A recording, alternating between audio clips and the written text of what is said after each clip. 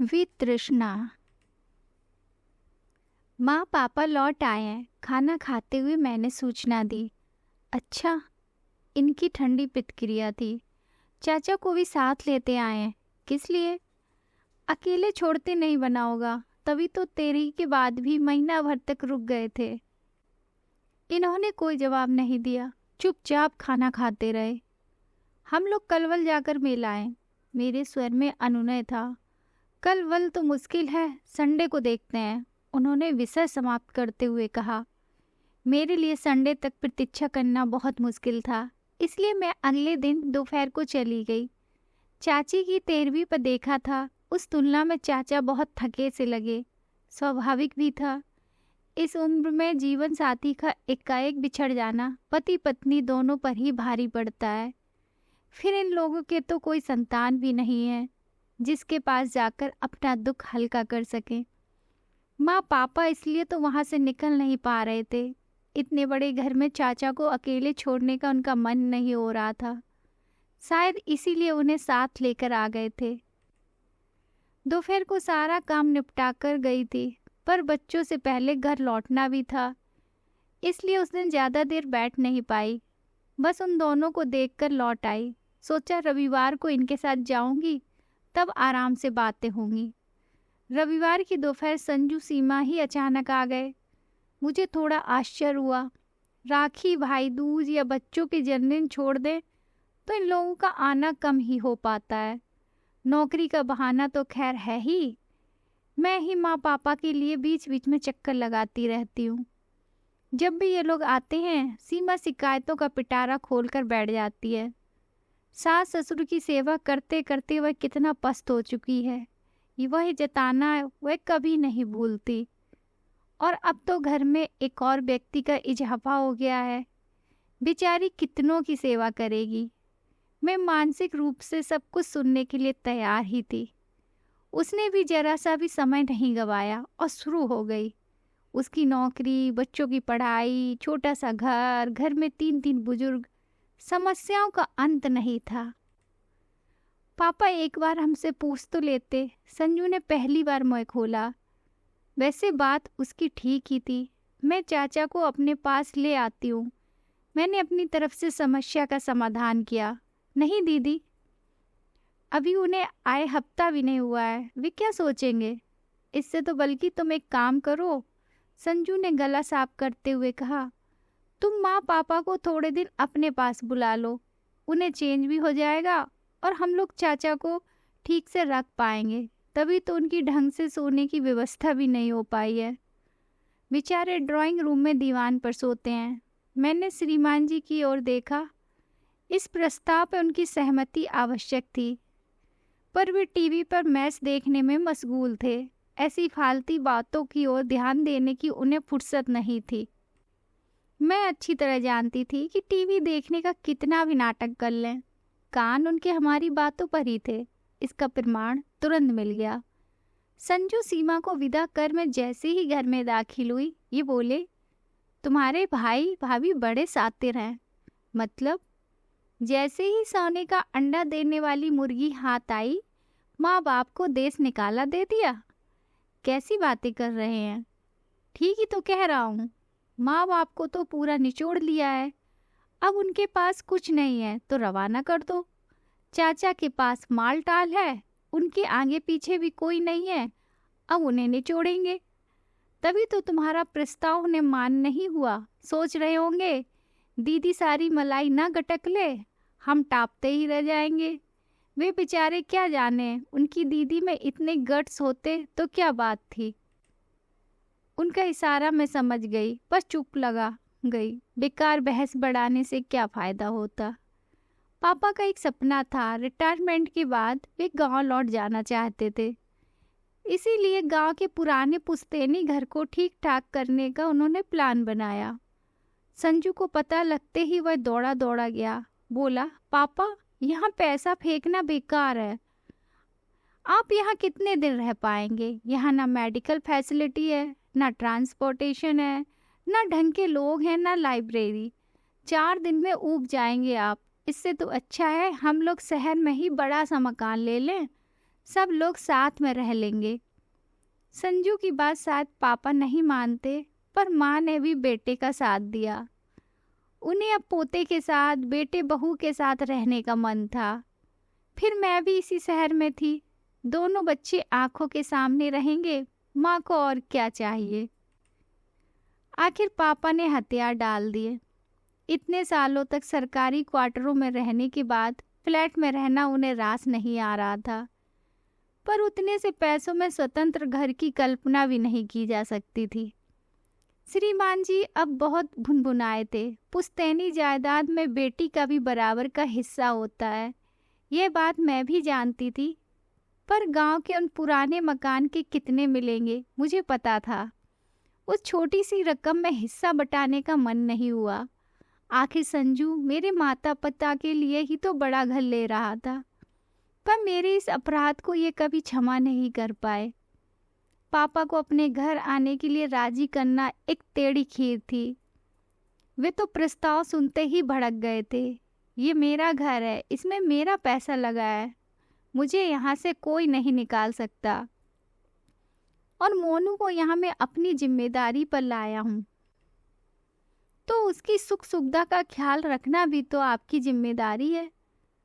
उनके पास ढंग से सोने की जगह नहीं है, दीवान पर पड़े रहते हैं, अच्छा लगता है, और आपको घर से कोई नहीं निकाल रहा। मैंने तो एक सजेशन दिया था, जरा सीमा का ख्याल कीजिए, बच्चों को देखना, 3 बुजुर्गों की सेवा करना, और ऊपर से नौकरी। तो नौकरी ही तो करती है, और क्या करती है, माँ बोली। दोनों वक्त की रसोई मैं देखती हूँ। सुबह नौकरी का बहाना है, शाम को बच्चों का होमवर्क है, बच्चों के टिफिन भरने से लेकर धोने तक का काम मैं करती हूँ, समझी। तो चलो ना, इसी बहाने तुम भी थोड़े दिन आराम कर लेना। यह प्रस्ताव लेकर मैं जानबूझकर दोपहर में गई थी। चाचा बाहर दीवान पर सो रहे थे, हम लोग कमरे में थे। लाख धीरे धीरे बात कर रहे थे, पर शायद उन्होंने सुन ही लिया। भीतर आकर बोले, मेरे यहाँ आने से इतनी प्रॉब्लम्स, इतनी असुविधा होगी, ये पता होता तो। प्रॉब्लम कोई नहीं है चाचा, ना कोई असुविधा है, बल्कि आपको ठीक से सुविधा ना देने के कारण संजू शर्मिंदा हो रहा है। मैं तो आपको अपने घर भी ले जा सकती हूँ, दोनों घर एक ही समझिए, जैसे यहाँ वैसे वहाँ। पर फिर संजू बहुत दुखी हो जाएगा कि घर छोटा होने के कारण आपको नहीं रख सका। इसलिए माँ पापा से कह रही थी, कुछ दिनों के लिए मेरे पास आकर रहिए, मुझे भी सेवा का अवसर दीजिए। मेरा भी मन करता है, आपको भी थोड़ा चैन हो जाएगा, और एक ही शहर में तो है, मिलना जुलना होता ही रहेगा। पता नहीं कैसे क्या हुआ, पर एक दिन माँ पापा मेरे पास रहने आ गए। शायद बहू ने तेवर दिखाए होंगे, या चाचा के सामने कलह कलेश नहीं चाहते होंगे। वे लोग मेरे घर आ गए। मैंने गेस्ट रूम उनके लिए सुसज्जित कर दिया, अपने बेडरूम वाला टीवी लाकर वहाँ लगा दिया, पापा की पसंद का अखबार चालू कर दिया, कुछ पत्रिकाएं कमरे में रखवा दी। अपनी शक्ति भर मैंने सब किया, पर देखा कि दोनों एकदम बुझ से गए हैं। माँ तो फिर भी थोड़ी हंस बोल लेती थी, पर पापा एकदम चुप हो गए थे, कमरे से बाहर ही नहीं निकलते थे। संजू के यहाँ थे तो सुबह शाम घूमने जाते थे। हम उम्र लोगों का वहाँ अच्छा ग्रुप बन गया था। हम उम्र तो अड़ोस पड़ोस में यहाँ भी थे, पर इस उम्र में परिचय के सूत्र बड़ी मुश्किल से जुड़ते हैं। किसी वृक्ष को उखाड़कर दूसरी जगह लगाया जाए तो वह मुरझा जाता है। दिन का खाना में पापा और माँ साथ खाते थे, पर रात में ये टेबल पर होते थे। इनकी उपस्थिति में पापा बहुत असहज महसूस करते थे। उन्हें कंफर्टेबल करने का उनके दामाद ने कभी प्रयास भी नहीं किया। फिर मैंने इसका तोड़ निकाला। मैंने उन दोनों को बच्चों के साथ खिलाना शुरू किया। कहा कि रात में जल्दी खा लेना ठीक होता है, खाने और सोने में कम से कम 2 घंटे का गैप होना चाहिए। 8वें दिन चाचा आ जाते तो पापा के चेहरे पर थोड़ी मुस्कान आ जाती। दोनों भाई देर तक बतियाते रहते। फिर माँ मुझसे फुसफुसाकर कहती, लाला को खाने के लिए रोक लेना, वहाँ पता नहीं क्या कैसा बनता होगा। चाचा ना नुकुर नहीं करते। हाँ, संजू के यहाँ फ़ोन जरूर कर देते, अगर दिन में आते तो खाकर ही आते, क्योंकि सीमा खाना सुबह ही बना कर जाती। फिर भी मेरे आग्रह पर एक आध रोटी खा लेते थे। खाना खाते हुए उनका शिकायतों का पिटारा भी खुल जाता। भाभी, बहू तो तुम्हारी गजब है। कल बड़े को मेरे बिस्तर में ही घुसा दिया। मैं फिर सीधा जाकर दीवान पर सो गया।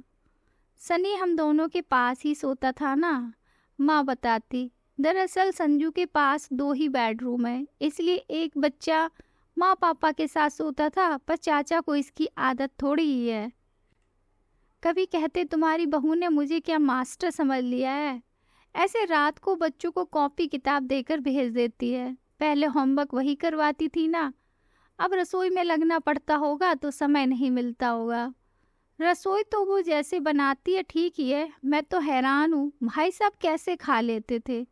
ये तो इतने मीन मेख वाले हैं। अंजलि तो घबराती थी। मेरे रहते तुम्हारे भाई साहब को किसी और के हाथ का खाने की ज़रूरत ही नहीं पड़ती ना। शिकायतें दूसरे पद से भी कम नहीं होती थी। दीदी, चाचा जी दोपहर को आपके यहाँ गए थे क्या? काम वाली ताला देकर लौट गई। अब कपड़ों का बर्तनों का ढेर पड़ा है मेरे लिए। दीदी, पता है आज बच्चों को पड़ोस से चाबी लेकर दरवाज़ा खोलना पड़ा।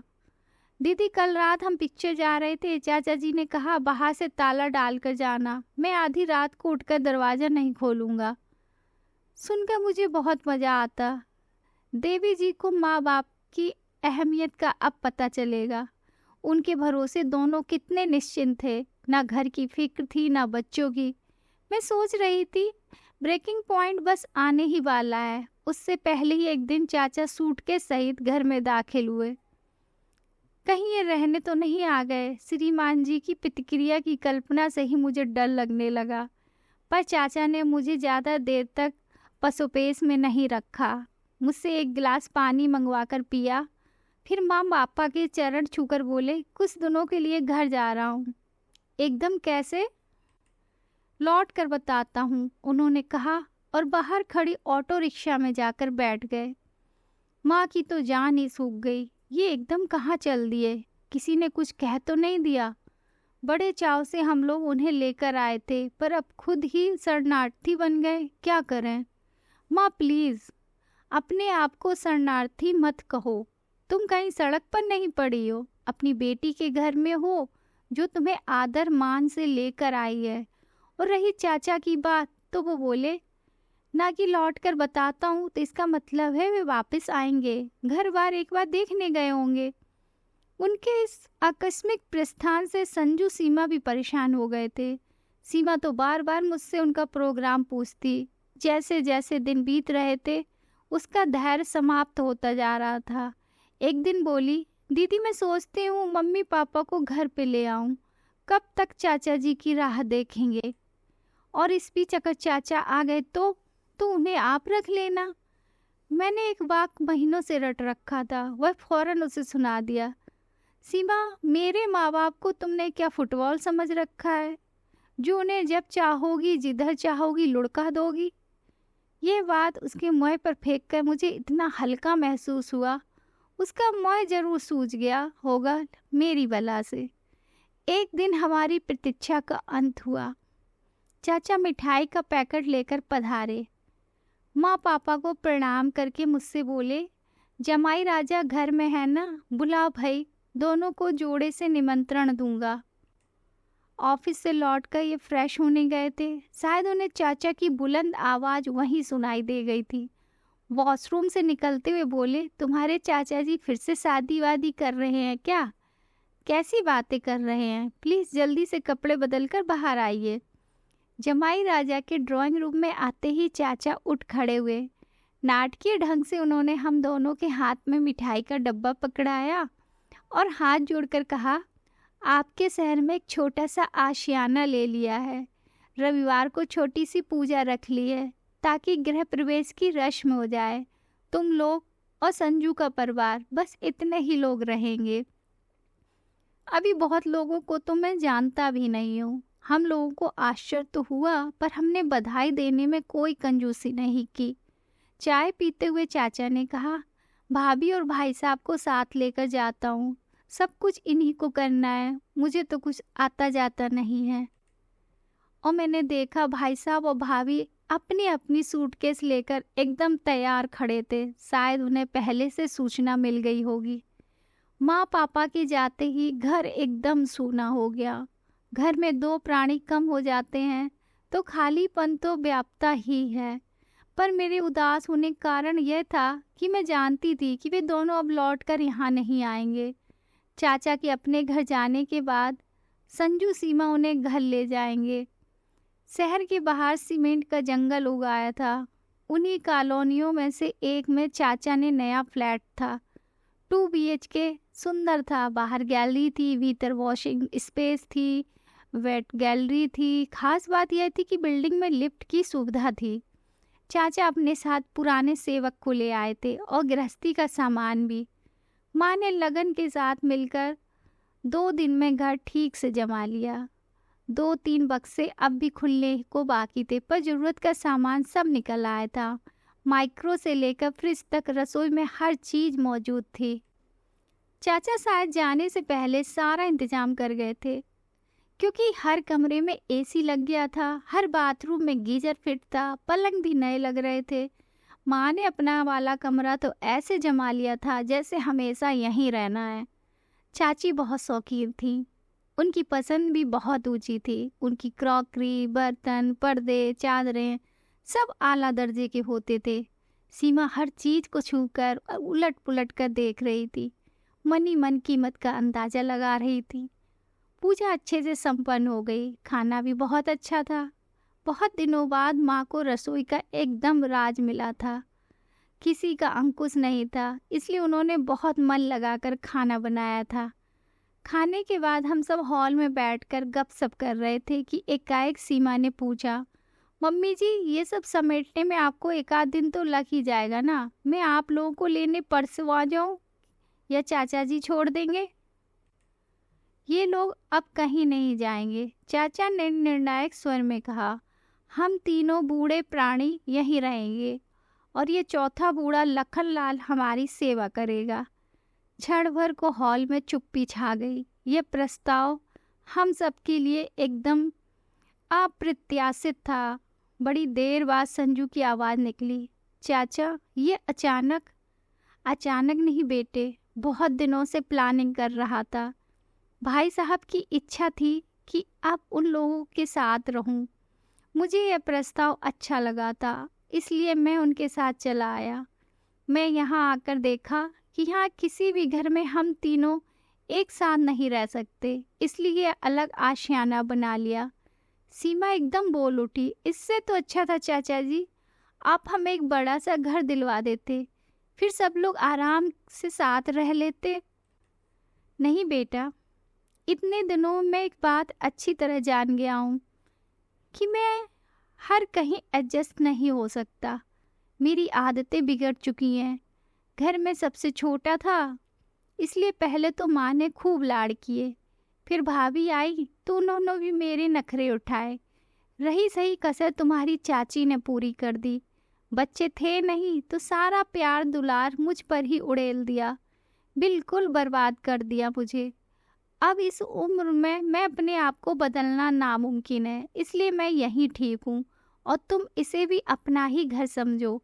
समझ लो कि इस घर का एक्सटेंशन है ये। बच्चों को जब भी दादा दादी या नाना नानी की याद आए, वे यहाँ बेखटके आ सकते हैं। और अनु, चाचा मेरी ओर मुखातिब हुए, तुम्हें जब भी पीहर जाने का मन हो यहाँ चली आना। मतलब मम्मी अब हमारे पास नहीं रहेंगी। सीमा तो रोनी रोनी हो आई थी। हाँ बेटे, भाभी अब यहीं रहेंगी, जिंदगी भर खटती रही है, उन्हें अब आराम की ज़रूरत है। लोग कहते हैं कि औरत कभी रिटायर नहीं होती, पर मैं सोचता हूँ औरत को भी पूरा पूरा हक है निवृत्त होने का, अवकाश पाने का। बात एक तरह से वहीं समाप्त हो गई थी। हम लोग तो खाली हाथ ही पहुँच गए थे, पर चाचा ने सबको नेक दिया, मिठाई दी। बच्चे तो एकदम खुश हो गए थे, पर संजू सीमा एकदम गुमसुम हो गए। इस मन स्थिति में हम लोगों ने एक दूसरे से विदा ली और अपने अपने घरों की ओर मुड़ गए। बच्चे कार की पिछली सीट पर उम्मीदे से बैठे थे। सामने वाली सीट पर मैं भी चुपचाप बैठी थी। माँ पापा के लिए खुशी भी हो रही थी, पर एक अपराध बोध भी मन में जाग रहा था। हम उन लोगों को अपने साथ क्यों नहीं रख सके। एकाएक इन्होंने कहा, तुम्हारी भाभी रानी तो आज एकदम क्लीन बोल्ड हो गई। मतलब? अपने व्यवहार पर पछता रही होंगी। अच्छा खासा घर हाथ से निकल गया। कौन सा घर? वही जिसकी पार्टी खाकर आ रहे हैं। उस घर से सीमा का क्या ताल्लुक है? ताल्लुक है मैडम। अब सोचो, चाचा जी ये घर अपने साथ तो नहीं लेकर जाएंगे ना, किसी न किसी को नामजद करेंगे ही, और पहला हक संजू लोगों का ही बनता है। पर सीमा रानी ने चांस गवा दिया। काश चाचा जी ने थोड़ा ढंग से पेश आई होती। बस भी कीजिए, मैंने खींच कर कहा। आज ही बेचारों ने गृह प्रवेश की पूजा करवाई है और आप उनके जाने की तारीख निकाल रहे हैं। मैं तारीख निकालने वाला कौन होता हूँ? वह तो हर एक व्यक्ति के जन्म के साथ ही तय हो जाती है। मैं तो बस ये कह रहा हूँ कि भाभी रानी आउट हो गई हैं, तो आप बल्ला संभाल लो। ठीक से बैटिंग करेंगी तो मैच जीत ही जाएंगी। देखिए, मैंने सख्त लहजे में कहा, मुझे इस तरह के गेम्स में कोई दिलचस्पी नहीं है। दूसरों की प्रॉपर्टी पर लात टपकाने वालों से मैं नहीं हूँ। मैं भगवान का दिया, मेरे पास सब कुछ है। एक अच्छा खासा घर भी है। घर तो है डार्लिंग, पर एक ही है, जबकि बच्चे दो हैं। Be practical madam. मैं हैरत से उन्हें देखती रह गई। अभी कुछ देर पहले जब सीमा ने कहा था कि चाचा जी ने एक बड़ा सा घर हमें ही दिलवा दिया होता तो सब लोग साथ ही रह लेते, सुनकर मैं तो शर्म से गड़ गई थी। ऐसा मंगतापन, छी। और ये महारानी साथ में रहेंगी? उसकी शिकायतों का पिटारा खत्म ही नहीं होता। पता नहीं चाचा जी कितनी चाय पीते हैं। मैं तो कप प्लेटें धो धो कर थक जाती हूँ। इस आदमी के खाने के इतने नखरे हैं कि क्या बताऊँ। दीदी सच कह रही हूँ, कपड़ों का ढेर निकलता है प्रेस के लिए। मेरा तो सारा बजट ही गड़बड़ा जाता है। इस आदमी का इतना भी आसरा नहीं है कि बच्चों को सौंपकर सेकंड के लिए भी जा सकें। जिसके खिलाफ इतनी शिकायतें हैं, उन्हीं से बड़े से मकान की फरमाइश हो रही है। बेशर्मी की भी कोई हद होती है। और मेरी बगल में बैठा यह आदमी, इसने तो सीमा को भी मात कर दिया। पहली फुर्सत में इसने चाचा की वसीयत लिख डाली है। चाचा, गिद्धों की यह कैसी जमात तुम्हारे आसपास इकट्ठा हो गई है। Thank you.